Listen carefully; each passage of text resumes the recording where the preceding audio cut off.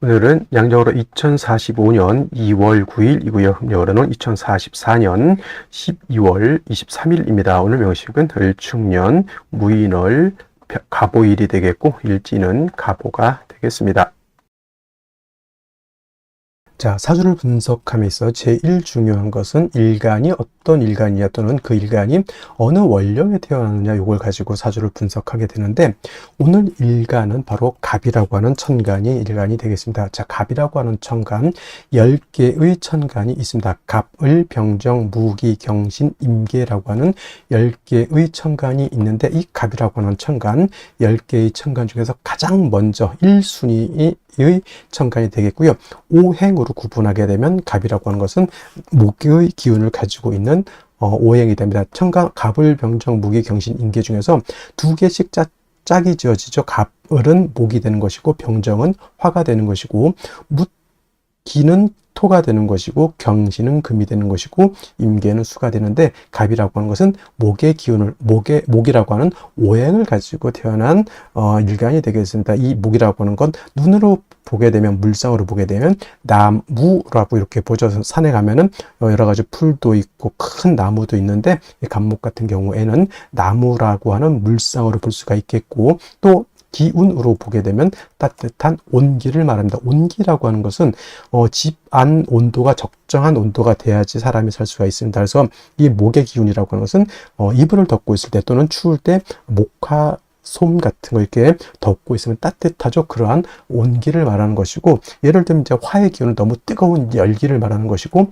금의 기운은 또 경금신금을 때 설명하겠지만 금이라고 하는 것은 서늘한 숙살의 기운을 말하는 것이고 수라고 하는 것은 천하를 땡땡땡땡 얼게 만드는 그러한 혹한의 땡기를 말한다 이렇게 생각하시면 되겠습니다. 그래서 오늘 갑목과 내일 공부하게 되는 을목이라고 하는 것은 따뜻한 온기를 말한다라고 볼 수 있습니다. 그리고 계절로 봤을 때 목의 계절은 바로 봄이 되죠. 그래서 지지로 봤을 때는 인묘진 동방이라고 해서 인월, 묘월, 진월이 바로 봄에 해당이 되죠. 인월, 묘월, 진월 때도 자세히 설명드릴 거고요. 방향은 동방이었으니까 동쪽이 될 것이고 또 목이라고 하는 것이 주관하는 색깔은 파란색, 바로 청색이 되겠습니다. 청색. 그 다음에 오상이라고 하는 것이 있는데 오상은 인의, 예지, 신을 말하죠. 인의, 예지, 신을 말하는데 목이 주관하는 것, 오늘 갑목도 마찬가지고 내일 을목도 마찬가지인데 이 목이라고 하는 것은 어질 인자, 어진 마음을 주관한다 이렇게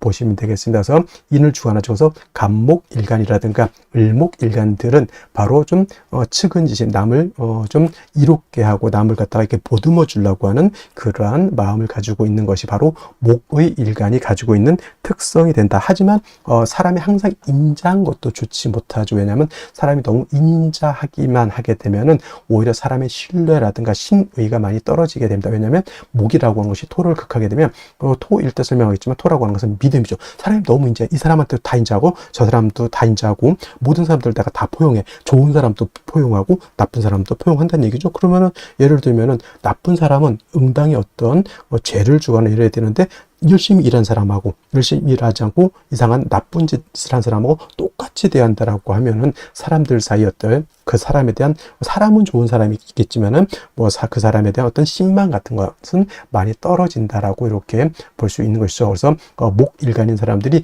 인자하고 측은지심을 갖는 것 좋지만은 경우에 따라서 이런 것들도 적절하게 분배할 수 있는 그러한 능력을 갖는 것이 필요하겠다라고 하는 점 꼭 기억해 두시고요. 자, 목이라고 하는 것 오행으로 목이라고 하는 것을 다시 음과 양으로 구분해 볼 수가 있습니다. 음과 양으로 구분해 본다라고 하면 이 갑목이라고 하는 것은 양의 기운을 가지고 있는 목이다라고 볼 수 있죠. 양의 기운.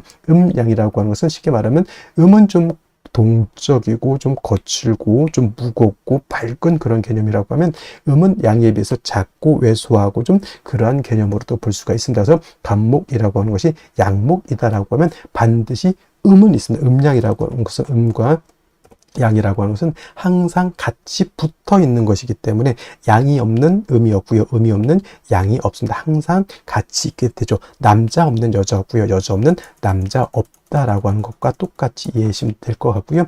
자, 간목이 양목이라고 하면 내일 공부하게 될 을목이라고 하는 것이 바로 음목이 되겠습니다. 음의 기운을 가지고 있는 목이 되죠. 뭐 어떤 차이가 있을까요? 자, 양목은 큰 나무입니다. 큰 전나무라든가 참나무라든가 이러한 그런 큰 나무를 말하는 것이고, 이러한 큰 나무, 그래서 우리가 표현할 땐 대림목이라고 해요. 산에 가게 되면 작은 풀도 있고 야생화 같은 것도 있지만 오동나무라든가 전나무, 참나무 같은 이러한 큰 나무가 있죠. 이런 나무들이 바로 이 간목의 성향을 가지고 있는 나무이고, 이러한 간목은 큰 나무, 즉 다 자란 성목이라고 하는 것은 나무가 다 자란 그런 나무를 말하죠. 그래서 간목의 특성은 단단하고 곱고 향천성이라고 하는 것이 있어 크게 자라는 나무이기 때문에 간목은 성목이 되면 뭘로 쓴다? 제목으로서, 동량시 목으로서의 용도가 있는 것이고, 간목의 쓰임이라고 하는 것은 바로 이 큰 나무를 베어다가 제목으로서 큰 배를 만들다거나 또는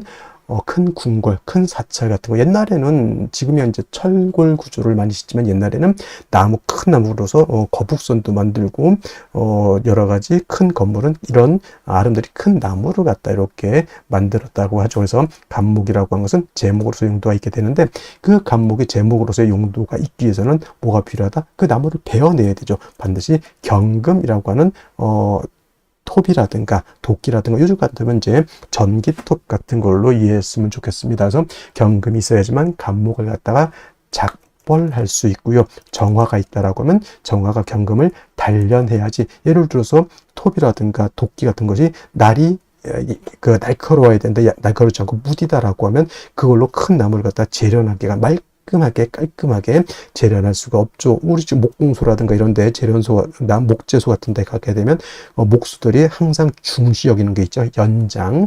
그래서 톱이라든가 대패라든가 큰 도끼 같은 거, 요즘은 전기톱 같은 거, 나를 항상 깔끔하게 시퍼렇게 날카롭게 만들어 놓죠. 그게 바로 정화로서 경금을 단련해야지만 경금이 간목을 깔끔하게 이렇게 단련할 수 있다라고 하는 것이 핵심이 되겠습니다. 그래서 간목이라고 하는 것은 경금과 정화로서 용신을 취용하는 것이 일반적임에 반해서 을목이라고 하는 음목이라고 하는 것은 간목이 대림목이다라고 봤을 때 을목은 어떤 목? 양류목이라고 해서 능수, 버들 같은 것 또는 화초 같은 개념으로 볼 수 있죠. 꽃을 피우는 화초입니다. 그래서 을목 같은 것을 배워다가 우리가 집을 짓거나 궁궐을 짓는 석가래라든가 대들보 같은 걸로 쓸 수가 없죠. 즉 을목은 동량지목으로 쓸 수가 없다라고 하는 것이고, 을목은 항상 꽃을 피우는 용도가 있다 이렇게 보는 거죠. 명령어로 목화통명에 이롭다라고 이렇게 표현하는데,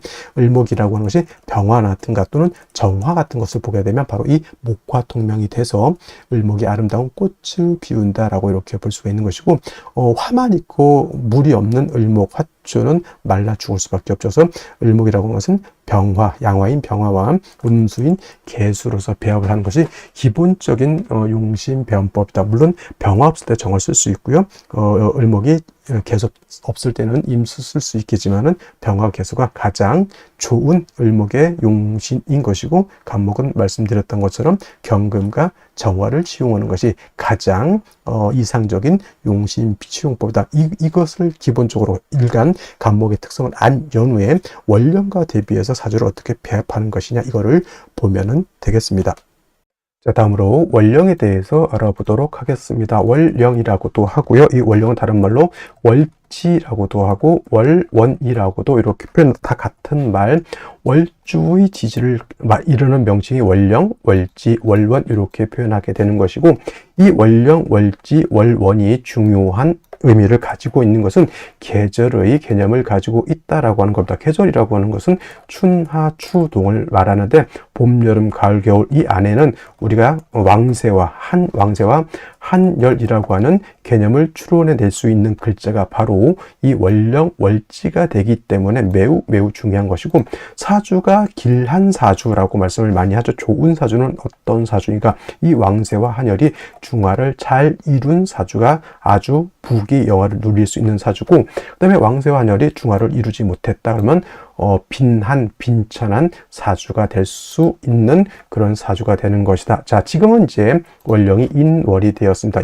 인월이라고 하는 절기를 먼저 보게 되면 절기는 입춘과 우수로 구분이 되어 있는데 바로 이 입춘이 되면서 월이 바뀌게 됩니다. 입춘이 되면서 동절이었던 축월에서 그 다음에 춘절인 인월로 이렇게 바뀌게 되는 것이죠. 그래서 이 해자축월이 겨울이었다라고 하면 인월, 묘월, 진월 같은 경우에는 계절로는 이제 춘절이라고 해서 봄이 되는 것이고 따뜻한 온기를 가지고 있다. 목이라고 하는 것은 따뜻한 온기를 말합니다. 그래서 인월, 묘월, 진월은 동방, 목의 기운을 가지고 있는 따뜻한 봄이 된다. 그래서 인월이라고 하는 것은 초춘, 초봄이라고 이렇게 표현하고요.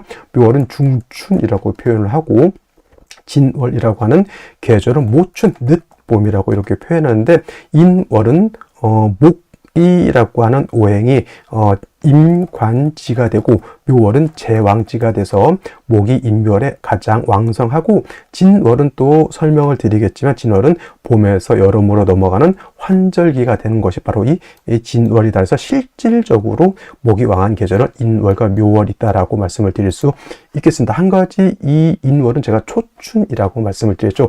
겨울에서 이제 금방 봄으로 넘어왔기 때문에 아직은 겨울의 차가운 기운을 가지고 있다라고 볼 수 있죠.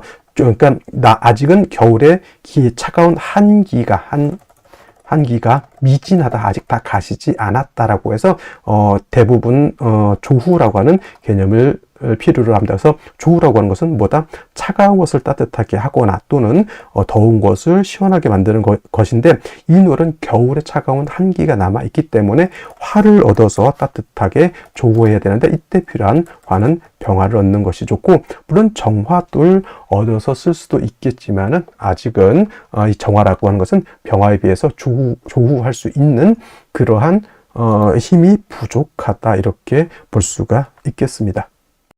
자, 그러면 인월에 간목이 태어나게 되면 사주를 어떻게 배합하는 것인지 알아보도록 하겠습니다. 자, 간목이라고 하는 것은 양목이 될 것이고요. 양목은 대립목과 같다라고 했습니다. 그래서 큰 나무, 소나무, 전나무와 같은 큰 나무에 해당이 되는데 간목의 용도는 본시, 작벌, 경금 같은 걸로서 작벌을 해서 동량의 제목으로 쓰는 것이 간목의 용도라고 했지만 경우에 따라서 상황에 따라서는 간목을 제목으로 쓸 수 있는 상황이 아닐 때도 있습니다. 특히 봄의 나무 같은 간목은 눈목과 같다. 그래서 작은 새싹과 같기 때문에 인월의 초춘의 간목이라고 하는 것은 작벌에서 동량의 제목으로 쓰면 안 되고 오히려 자양자부하고 간목이 클 수 있도록 만들어주는 것이 필요하다. 그래서 중요한 것은 인월의 간목은 눈목으로 본다라고 하는 것을 여러분들 꼭 기억해 주세요. 여러분 봄에 따뜻한 햇볕이 있게 되면 큰 나무에서도 작은 새싹이 우물튼다라고 하는 것이 보이죠. 그게 바로 이 눈목인데 이러한 봄에 금을 쓰게 되면은 마치 초춘에 서리가 내리거나 아니면 눈이 내려서 봄에 새싹을 얼어 죽게 만든다라고 이렇게 볼 수가 있는 것이죠. 그래서 적천수라고 하는 책에 뭐라고 되어 있냐면 봄에는 금을 쓰지 않는다. 춘불용금이라고 해서 봄에는 금을 쓰지 않고 그 다음에 추불용토라고 해서 가을의 목은 토를 쓰지 않는다라고 했는데 인월 같은 경우 특히나 말씀드렸던 초춘이죠. 초춘 아직 겨울에서 봄으로 넘어온 지 얼마 안 됐기 때문에 한기가 남아 있고 이거 우리가 흔히 말하는 꽃샘추위라고 하죠. 꽃샘추위라고 해서 꽃이 피는 봄에 꽃이 피우는 것을 겨울이 시기한다라고 해서 꽃샘추위라고 하는데 인월이라고 하는 그때는 아직 한기가 이렇게 남아 있기 때문에 반드시 조후의 의미가 필요하다라고 볼 수가 있습니다. 그래서 이 인월에 간목이 태어나게 되면 병화를 얻어서 따뜻하게 해준다라고 하면 한목향양이라고 하죠. 한목향양이라고 해서 차가운 나물은 따뜻한 온기를 받아야지만 무럭무럭 성장하고 꽃도 피울 수 있다. 그리고 봄의 나무 꼭 나무라고 해서 뭐 전나무라든가 이렇게 큰 나무만 볼 수 있는 것은 아니잖아. 예를 들면 뭐 사과나무도 있고 배나무도 있는데 봄에 이러한 과실수 같은 경우는 우미 트고 꽃을 피워야지만 봄, 여름을 지나서 가을에 결실을 맺을 수 있다라고 볼 수 있는 겁니다. 그래서 이 노래 간목은 금을, 특히나 초춘이 이 노래는 금을 쓰기보다는 따뜻한 병화로서 간목을 배양하고, 그 다음에 개수로서 간목의 뿌리를 배양해야 된다. 개수 같은 경우는 천간에 투출되지 않고 지지로 뭐 자수라든가 또는 해수라든가 진토 같은 것이 있어도 나쁘진 않지만은, 만약에 수가 전혀 없다라고 하면 봄에 춘한이 드는 걸로 볼 수도 있습니다. 춘한이라고 하는 것은 봄에도 가뭄이 들 수 있고요.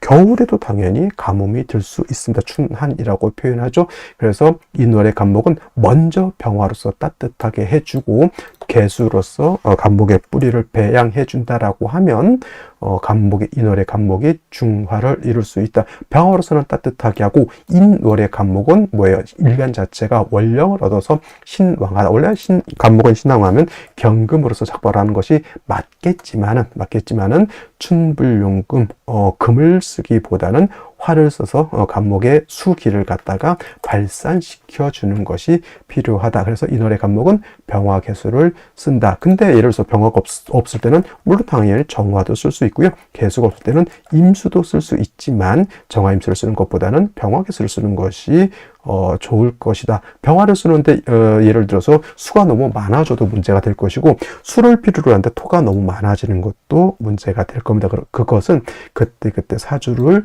보면서 상황에 맞게 용신을 취용하면 된다. 이렇게 말씀드릴 수가 있겠습니다.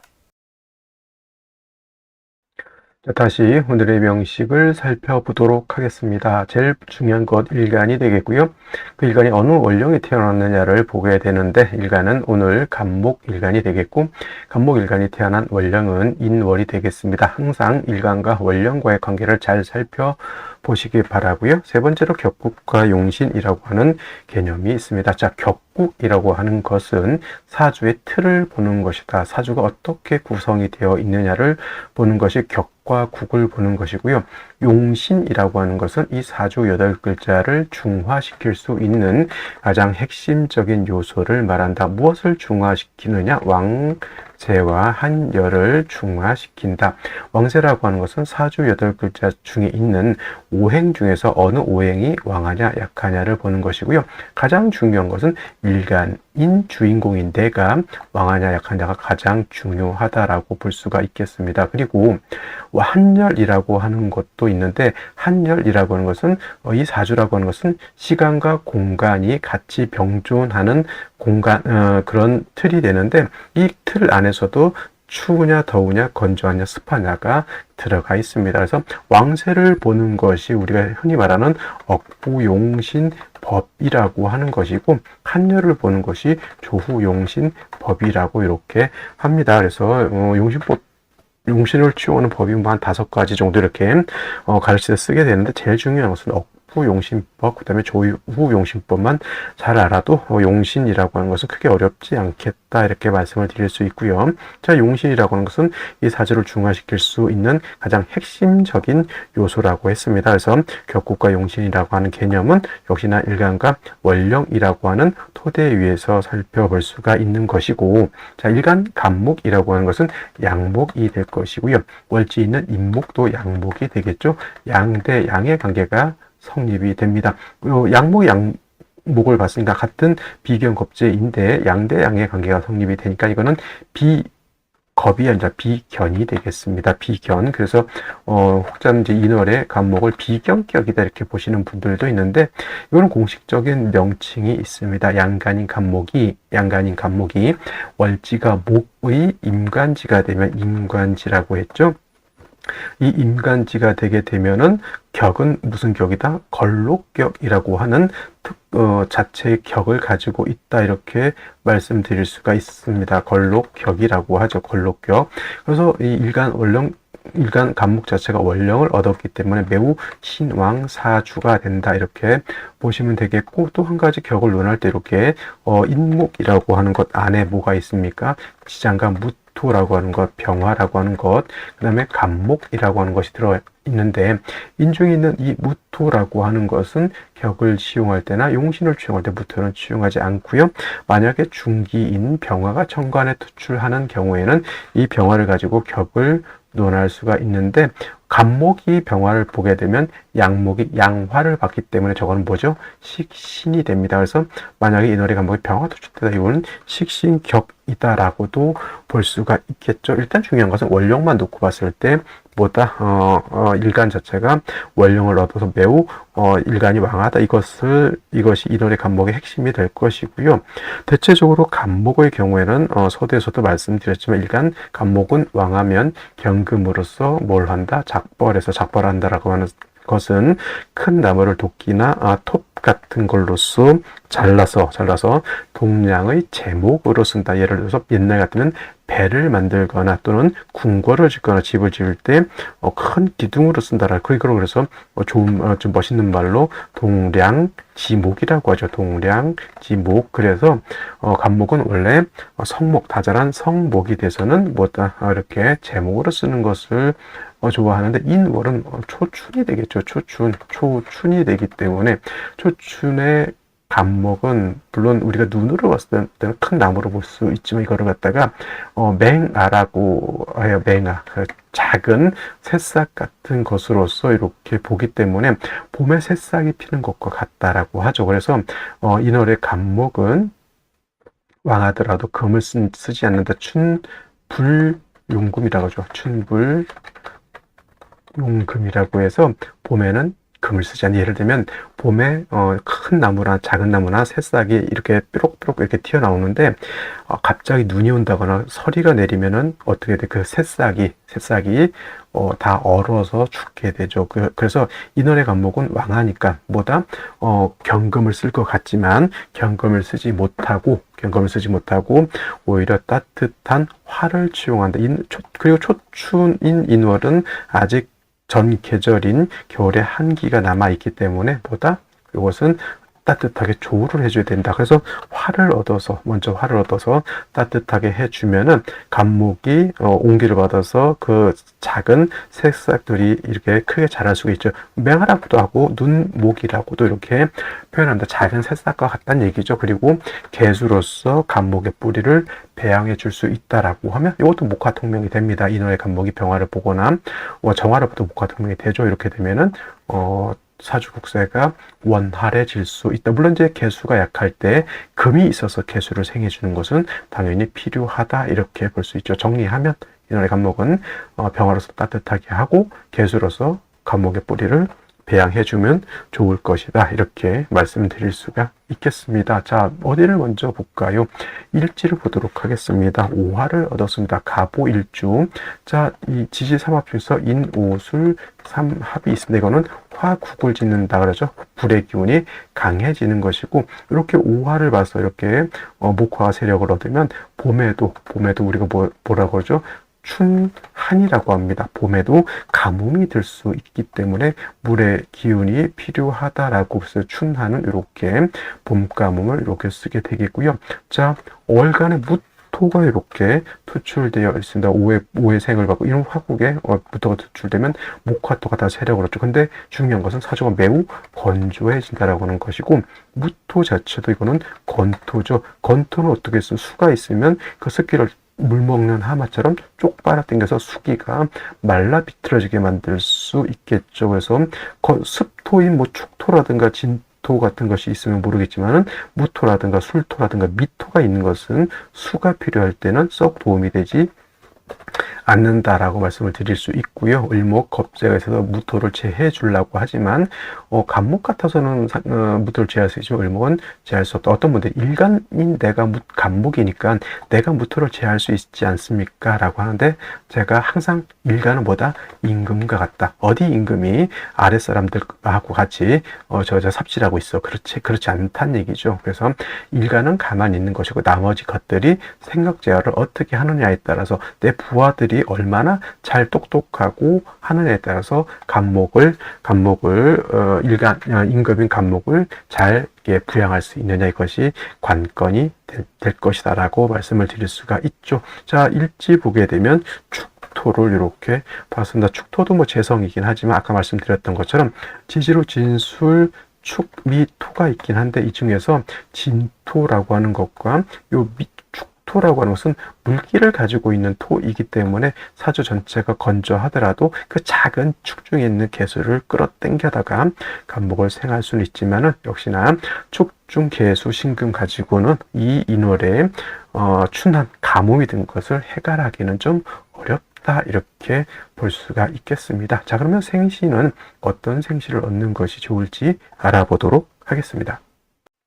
자, 생시 보도록 하겠습니다. 제일 먼저 어떤 생시가 있나요? 갑자시가 이렇게 있습니다. 갑자시, 자수를 얻어서 좋을 것 같지만 요거 좌우충이 됩니다. 좌우충이 되면 이런 화국도 성립이 되진 않지만 중요한 건 핵심은 어디이다. 물을 얻을 수 있느냐 없느냐 여기 있는데 좌우충이 됨으로 인해서 자수가 상처를 받게 되니 필요한 물을 끌어왔는데 물이 바가지가 깨져가지고 남아있는 물이 얼마 없더라. 이것이 바로 좌우충 이렇게 되어 있습니다. 그래서 솔직히 없는 것보다 낫다라고 하면 뭐 갑자시를 선택할 수밖에 없겠지만은 그래도 이 좌우충이 되는 것은 제가 봤을 때는 썩 좋게 보이지 않기 때문에 그렇게 추천드릴 수 있는 생시는 아닌 것으로 보이고요. 그 다음에 이제 뭐 을축시 같은 경우는 축 중에 개수가 있다. 근데 충분하지는 않다 정도 기억해 두시면 좋을 것 같고, 병인시 또는 정묘시 같은 경우는 수가 필요한데 다시 목화가 세력을 크게 얻었습니다. 당연히 수가 필요한 축중 개수 하나밖에 없거든요. 그러면 운이라도 수가 살아날 수 있는 운을 가야 되겠죠. 그러면 목화운으로 가는 것이 좋을까요? 금수운으로 가는 것이 좋을까요? 당연히 금수운으로 가야지만 이 사주가 원활해질 수 있다. 이거는 정묘시도 마찬가지고요. 무진시 같은 경우에는 여기 축토도 축토도 습토가 될 것이고 진토도 습토가 되는 것은 맞습니다만은 토가 또 다시 두 개가 이렇게 있기 때문에 이것은 아까 말했던 토는 수를 극한다라고 하는 개념으로 봤을 때 수가 용실제 토가 많아지는 것 자체는 썩 좋아 보이지는 않습니다. 이거는 목화운으로 가게 되면 수가 좀 부족한 것이 단점이 될 것 같고요.